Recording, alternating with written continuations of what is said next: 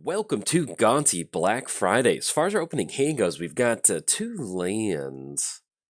Yeah, I'm not super wild about this open. I mean, we've got some really good removal, but we just it doesn't really go anywhere really quick, and we don't really want to be going for scheming just yet. So let's go and mulligan on this one. And yeah, this is okay. You know, we've got the mana base, and we do have Argos Bloodfast, which will allow us to kind of dig a little bit deeper into our library. Let's get rid of. I think at this point, Phyrexian Reclamation is okay, and then click OK, and then we're actually going to be on the play first. Let's go and lead off with the Swamp, and then anything else, we're going to go and pass the turn over to our opponent. We're playing Gonti. Mr. Black Friday himself, we've got some deals for you. Gonti, whenever Gonti enters the battlefield, look at the top 4 cards of target opponent's library. Exile one of those face down, then we get to spend our manas or any color to cast that spell. Let's go for Swamp, let's go for Argos Bloodfast. But yeah, we got some Black Friday deals today, so hope you're excited. And then the rest goes on the bottom in a random order, so pretty cool. I play against Emry, Lurker the Loch. This spell costs 1 less for each artifact you control. Then, whenever it enters the battlefield, put the top 4 cards of your library into your graveyard. Then, for an activated ability, choose target artifact card in your graveyard. You may cast that card this time. And in fact, I'm super excited to see this see Emry go, because this is kind of one of those commanders that I've had on my back burner that I do want to build. I just haven't got around to doing it yet. So we do have an Argos Bloodfast activate. Yeah, I think at this point we'll just go ahead and rip the activation real quick. And normally you would leave. Oh, well, there we go. We can get down a little Soul Ring, so I'll take that. And then nothing else for 2. Then we're going to go and pass the turn to our opponent. So we did cover both commanders. Give a quick shout out to our sponsors, MTGOTraders. If you want to check out the resale shop that Gonti has set up with all the stuff that we have stolen, hey, head over to MTGOTraders. They've got pretty much anything that you may need. And pretty good price too. You know, we get to steal cards from different commanders. We don't really have the same overhead that most companies have because we don't pay for our products. So you get stuff at a pretty good deal. So head over to MTGOTraders, and also MTGOTraders does not steal cards. This is a joke. All right, let's give a quick shout out to inkgaming.com. You can use coupon code JOLT to get 10% off anything off the website. And last but not least, I started a Patreon. So if you'd like to contribute to help support cool content like this, there's a link down in the description below. Or if you can't do that, hey, no problem. Just tell somebody about the channel. I would greatly appreciate it. So there we go. Let's have some fun.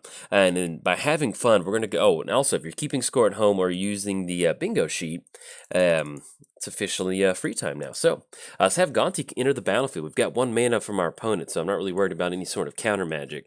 And let's see what's lurking on top of their library. So Ratchet Bomb sounds pretty good because that's the only thing that we can do. And so we'll put that right there. Do we want to just straight up just rip an Argos Bloodfast? I mean, we can. Yeah, let's just go ahead and go for Ratchet Bomb. Because what we can do is we can pop Codex Shredder and we can pop Soul Ring, but they're going to be able to bring it back with Emry.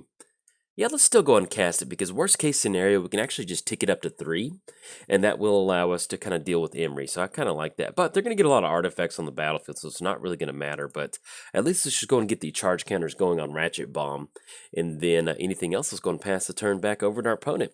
But yeah, with Emry, this is definitely one of those commanders that I've wanted to build, but to be perfectly honest, I've ran into some pretty heavy commander burnout. Starting with Modern Horizons, if you really think about how many new commanders came out, starting with Modern Horizons and maybe a set before that, it just seemed like there was just like a 2-month period of just nonstop new commanders, and it was just almost brutal to keep up with.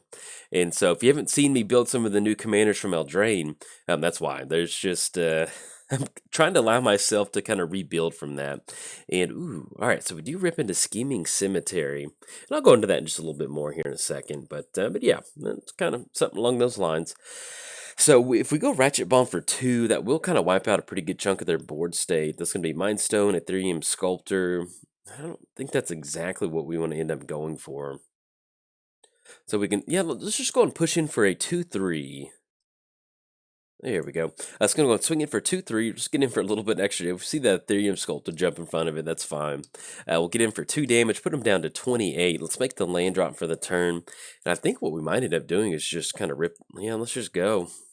We're going to go at least for 2 activation. Oh, I wanted one of those to go. That's okay. Ooh, Demonic Tutor. Okay, so let's go and go. While our opponent is shields down, let's go and go for Demonic Tutor.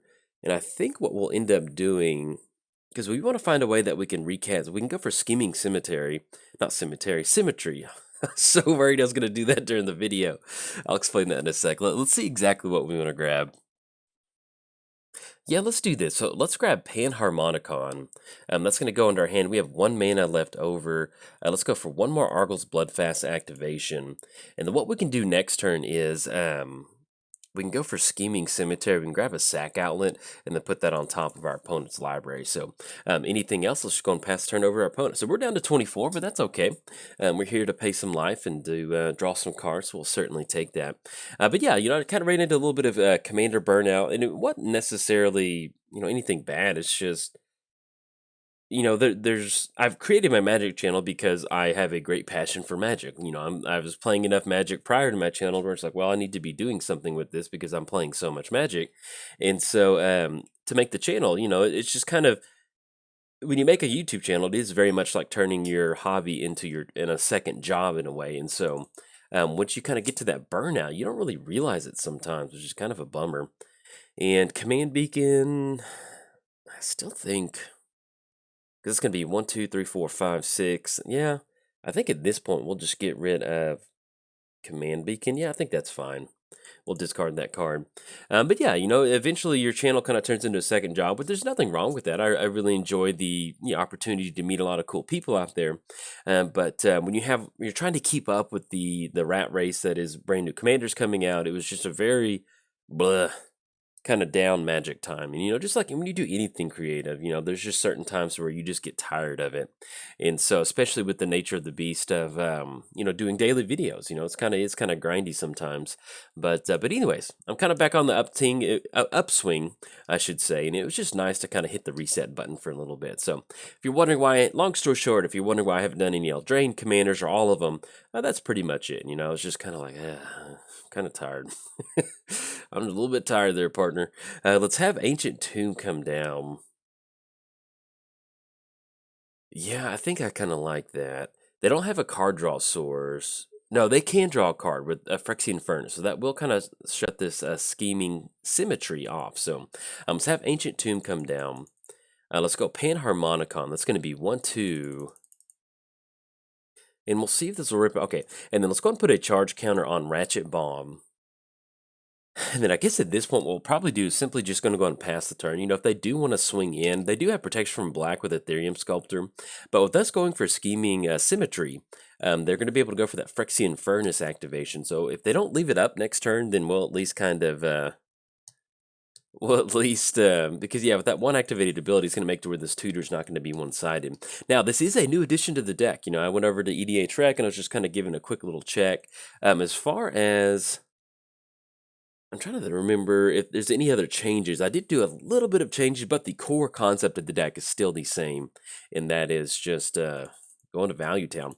All right, so let's go for Argyl's Bloodfast in response to that. That's going to be 1, 2.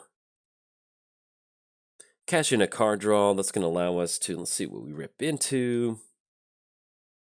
One-Eyed, which is not too good at this point.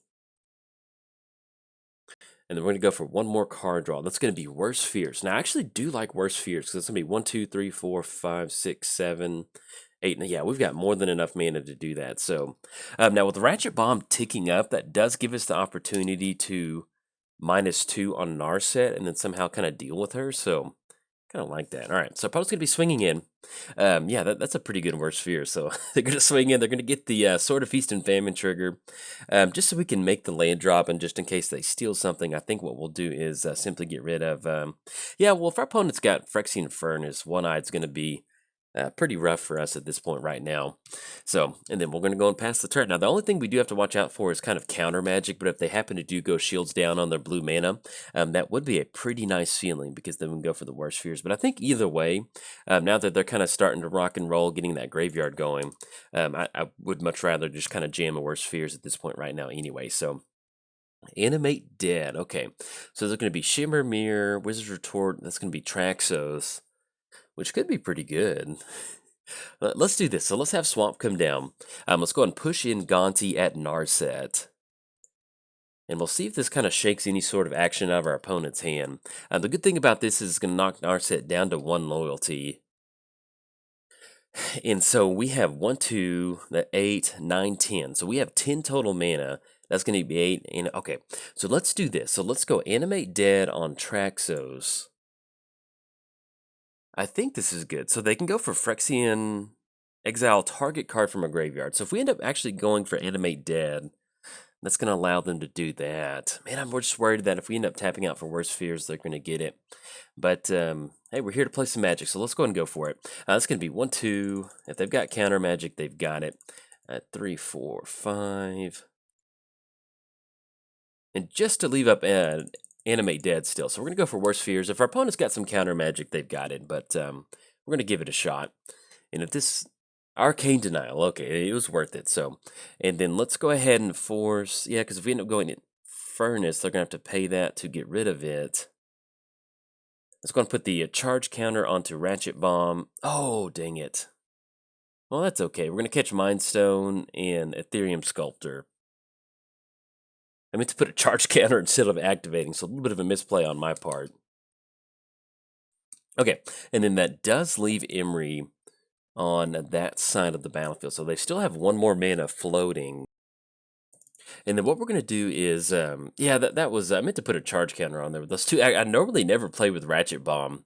And so that did cut us off an Argos Bloodfast activation, which was not good. Yes, definitely going to use that ability. We're going to draw, unfortunately, just draw 1 card, because that's all that we can do with Narset out on the battlefield. So they'll be able to cash in an extra card draw. The good thing is that they are strapped on blue mana. They did make the Eyelid Land drop for the turn. And so we'll see what sort of fun stuff we can assemble this turn. All right, so it's going to be Aether Spell Bomb. Emry's going to get in for 3. That's going to make us discard a card. I guess at this point, if we're going to end up going for a Torment of Hellfire, I don't mind kind of leaving up some of this mana. And so let's go, I think at this point, yeah, with that Furnace over there, we're just going to get rid of Animate Dead, because it's going to be really hard for us to sequence it to where our opponent's tapped out on mana and we can make that end up working. So, all right, so Gray Merchant, we don't really have the Devotion at this point right now, but if we end up sequencing a Torment of Hellfire alongside that, it might end up working. So let's have Homeward Path come down. Let's go and swing in with Gonti at this point right now. And we do want to try to get some, yeah, because even if we swing at our opponent and they're at 31, this 2 is really not going to matter at this point right now. So we're going to try to take out Narset.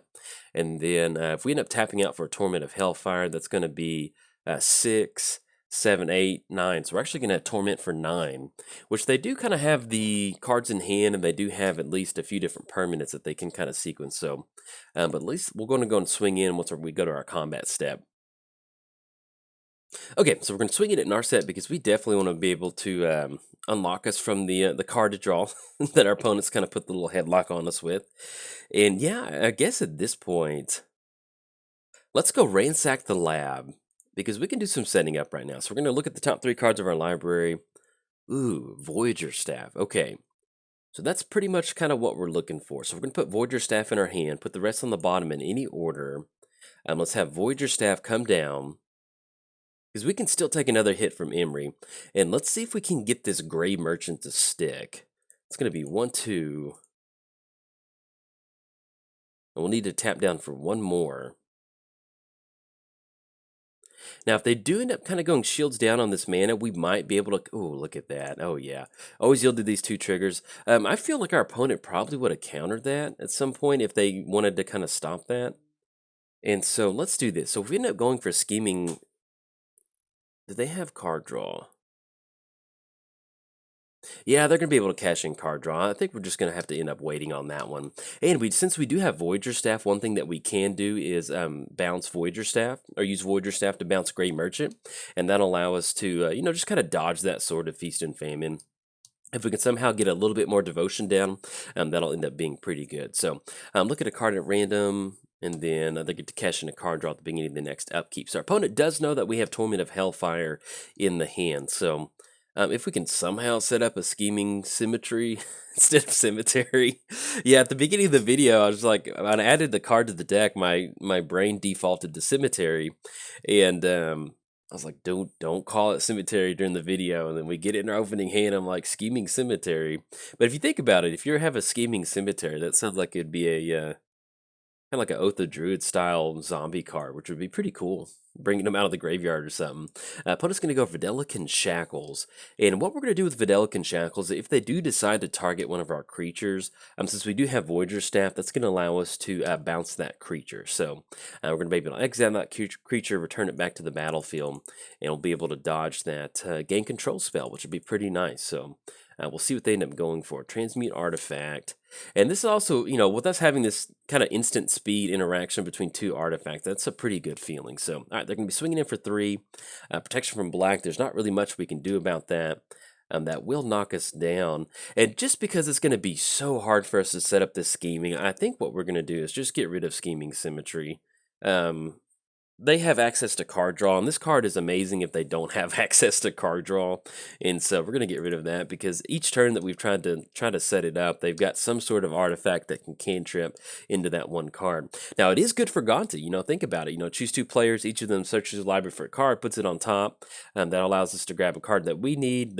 Our opponent can grab a junk card or a card that they want, and then we go for a Gonti trigger, which is a pretty nice feeling. So let's go for a Voyager Staff activation on, there we go, on Mr. Gray Merchant over there. All right, so we're going to exile that one. They might have a response to this, maybe some sort of trick bind. There we go. All right, so that's going to be the Videlican Shackles trigger.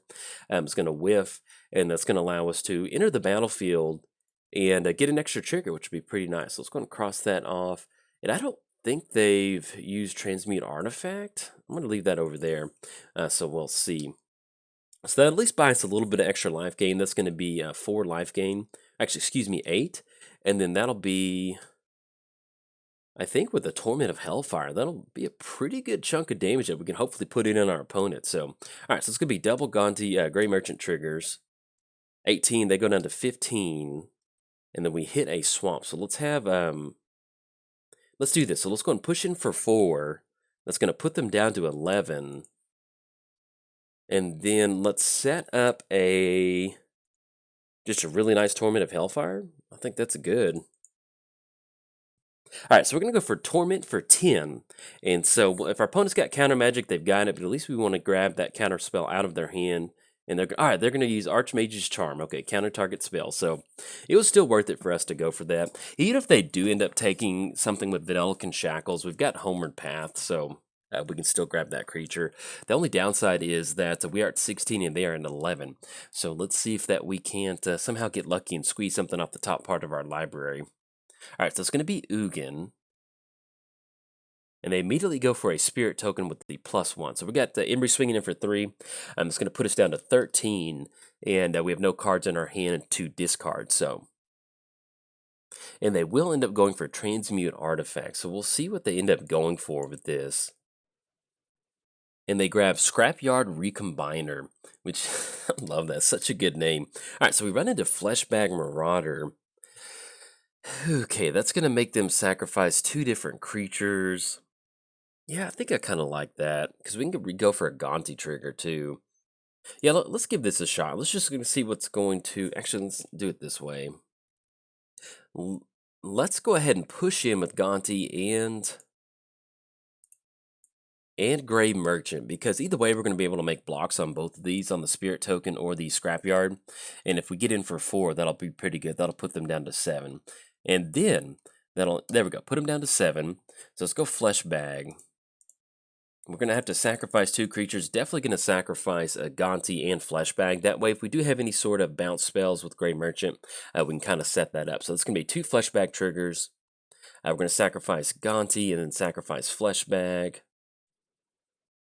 And then let's get Gonti pulled back up, and we're going to recast Gonti. If they've got counter magic, so be it, but we've got a lot of stuff on our side of the battlefield. So let's have Gonti come down. We've got a lot of mana, and then we can hopefully rebound next turn. All right, so we're going to get hit with a Disdainful Stroke, and then let's kick it back over there. So we are looking at them swinging in for 3 again. We are potentially seeing them go for the -3 if they wanted to off Gray Merchant, which, not the end of the world. We're going to try to jam another Gonti next turn because, one of the things with Gonti that makes it a lot of fun is it's just basically your opponent's deck is an extension of Gonti. And so that's what we're going to be trying to do right now. Now, with the Sword of Feast and Famine, this is just really putting in work, allowing them to untap those extra lands. And so we'll see what we can assemble with Gonti coming down. So it's going to be Search for Azcanta. And if we just rip, they've got 2 cards left in the hand. So hopefully at some point we've exhausted them out of resources as far as counter magic goes. And we do need to keep in mind that we are at 12 total commander damage. That's something we do want to keep in mind. So that's going to be Ugin over there. And we'll see what else they've got. I mean, this Search for Azcanta is going to be flipping next turn. And that will be an Oblivion Stone. Okay. And that's going to be Undying Evil. So let's have Gonti enter the battlefield. Yeah, because that's going to be... If we might as well just tap... And that's going to be 1, 2... And with this, we can still leave up Undying Evil. So let's have Gonti enter the battlefield, or at least try to. That's going to be a hard cast Force of Will. Okay. And then, I guess... Anything else? We're just going to go and pass the turn. Now, we can still end up casting Gonti next turn. That's going to be the last card in their hand. We've still got Gray Merchant for 4, which is going to allow us to gain a little bit extra life. Of course, their last card in their hand would be Force of Will. This has been a really good game, though, but I love that. Now, if they do end up going Oblivion Stone, sack all non-land permanents, with that, we do have Undying Evil as a little bit of a combat trick. So if we can somehow set up Gray Merchant to where there's not like a Panharmonicon effect, I know if they end up going Oblivion Stone, that's going to kind of cut that down, but we shall see. So, but at least at this point, we're still going to be able to kind of push past. They're going to go for Aether Spell Bomb, draw a card. And if they do end up going -3 on Ugin on Gray Merchant, then we'll just end up going for that. Fact or Fiction? Okay. So let's see what sort of pile... And I think what we'll do is we'll just give him Smuggler's Copter. Because Smuggler's Copter is just going to allow them to filter. And then Mana Crypt and all those islands would definitely allow them to make some land drops. So let's see. Yeah, and so they grab all of the actual reveals. So it's going to be islands and Mana Crypt. Let's see what else. They're going to equip it onto the Spirit Token. And I'm pretty sure they did make the land drop, so we're going to go and cross that off. Okay, so swinging it for 4, that's going to put us down to 6. Oh, yeah, I forgot that we do need to, because they're going to be able to get it with Sword of Feast and Famine. Okay, that's a little bit of a bummer. I was hoping that we could use this Undying Evil, but that's going to make us get rid of that. And then we should know exactly what's in the rest of their hands. Now, they do have Azcanta that they can go for. But hopefully we'll at least have a free reign on a Gonti trigger next turn, and we can stop that. So Arcane Signet, not exactly what we wanted to see. So let's go Gonti. Okay, they're going to go for a Search for Azcanta. Let's see what they end up revealing off of this. All right, so we're going to get double Gonti triggers. Let's see what we rip into. Ooh, Cryptic Command. Okay, we can... Oh, we are 1 mana away from getting that Leadership Vacuum. Oh, goodness, but that could potentially be good. But you know what? I think they've got the game either way with that Uazam's Jitte, because they go for that +2/+2, so we're going to have to dig for something. So, if that's the case, either way, it's not going to matter. So we might as well maybe just grab Trinket Mage or something like that. Well, even if we do, they're going to be able to go for -1/-1. That's going to allow us to draw a card for 1, which isn't really going to help us out. So I guess at this point, we just end up grabbing Trinket Mage if we're going to somehow hit like a Mana Rock or something like that that's for free. Because we can get that down, that's going to force them to burn those triggers. But yeah, either way, with that protection from black, they're going to be able to get it with Sword of Feast and Famine. So, and then Sigh. So yeah, we're going to go and scoop this one up to our opponent. Good game. If you know, the line of play basically they're going to be able to get is with the Uazama's Jitte. All we have is Arcane Signet. They're going to be able to pump up the Spirit Token for 2 with Jitte, and they're going to be able to close it out from there. So, good game to our opponent. It was a very well fought game. Just goes to show you that a Sword of Feast and Famine, if you get that down early and you start swinging in, it is really hard to bounce back from. But good game by our opponent. It's really cool to kind of see a very kind of streamlined competitive build of Emry. This is definitely something that would be up my alleyway as far as building a artifact deck. In fact, if you've built Emry and you have any suggestions, definitely let me know. I'm in the market to be building her. So, and hey, have a good weekend, and I will see you on Monday. So, if you enjoyed the video, like and subscribe. Thanks. Bye.